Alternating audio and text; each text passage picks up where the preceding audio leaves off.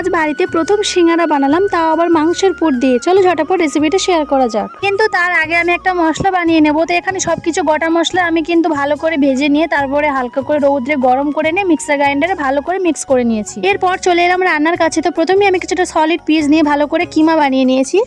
তারপর কড়াই গরম করে কড়াইতে সাদা তেল দিয়ে দিয়েছি কুচানো পেঁয়াজ, কাঁচা লঙ্কা, সেটাকে লাল লাল করে ভেজে নিয়ে দিয়ে দিয়েছি আদা রসুন বাটা। আদা রসুন বাটাটা দিয়ে ভালো করে নাড়াচাড়া করে নিয়ে দিয়ে দিয়েছি হলুদ গুঁড়ো, লঙ্কা গুঁড়ো আর যে মশলাটা করে রেখেছিলাম সেই গুঁড়ো মশলাটা। এরপর একটু জল দিয়ে ভালো করে কষিয়ে নিয়ে দিয়ে দেবো স্বাদ মতন লবণ। তারপরে আরও ভালো করে কষিয়ে নিয়ে দিয়ে দেবো মাংসগুলো। মাংস ঠিক যেমনভাবে রান্না করতে হয় সেরকমভাবে কিন্তু পুরোপুরি রান্নাটা করে নেব। তারপর সবশেষে একটু গরম মশলা ছড়িয়ে নামিয়ে রেখে দেবো। তারপর এদিকে একটা জায়গায় 2 বাটি মতো ময়দা নিয়ে তাতে পরিমাণ মতো লবণ দিয়ে একটু সাদা তেল দিয়ে কিছুটা পরিমাণে জোয়ান দিয়ে ভালো করে ময়াম দিয়ে নেব। আর তারপর অল্প অল্প জল দিয়ে শক্ত একটা ডো বানিয়ে নেব। ময়দার ডো বানানো হয়ে গিয়েছে, এবার আমি লেচি কেটে নেবো মিডিয়াম সাইজের করে।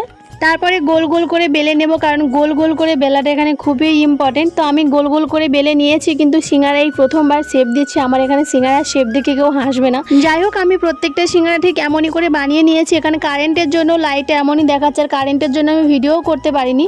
তো সবগুলো সিঙ্গারা আমার ভাজা হয়ে গেছে। শেষে কারেন্টের অপেক্ষায় থেকে আমি অবশেষে সিঙ্গারাগুলো ভেজে নিয়েছি। এখানে আমার সবগুলো সিঙ্গারা কিন্তু তৈরি হয়ে গেছে। আমার তো সিঙ্গারা বানানো এখানে কমপ্লিট হয়ে গেল। তোমরাও বাড়িতে অবশ্যই ট্রাই করো। এরপর বিকালবেলায় আমি যাচ্ছিলাম একটু মামার বাড়িতে। তো আমি তো টিফিন করে নিয়ে যাচ্ছিলাম। আমার ওখানে ছোটো ছোটো ভাই আর বোন আছে, আমার মামার ছেলেমেয়েরা।